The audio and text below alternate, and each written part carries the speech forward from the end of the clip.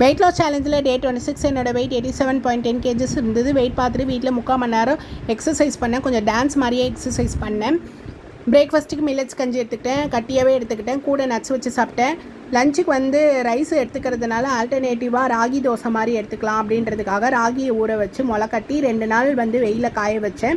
கூட பச்சை பயிறு கருப்புளுந்தையுமே முளைக்கட்டி வச்சுருந்தேன். ஆனால் அது வீட்டுக்குள்ளே வச்சுருக்கும் போது பசங்க ஸ்நாக்ஸ் மாதிரி சாப்பிட்டதுனால சரின்னு சொல்லிட்டு பச்சை பயிறு கருப்புளுந்து ஒரே நாள் வெயிலில் காய வச்சு அதையும் கூட போட்டு அரைச்சி வச்சுக்கிட்டேன்.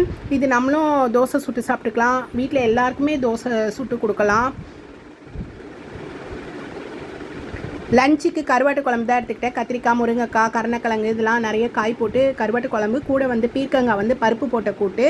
நைட்டு மில்லட்ஸ் கஞ்சி தான் எடுத்துக்கிட்டேன். ஏன்னா கருவாட்டு குழம்பே கொஞ்சம் நல்லா ஃபீலிங்காக இருந்தது, அதனால் நைட்டுமே மில்லட்ஸ் கஞ்சி தான் எடுத்துக்கிட்டேன்.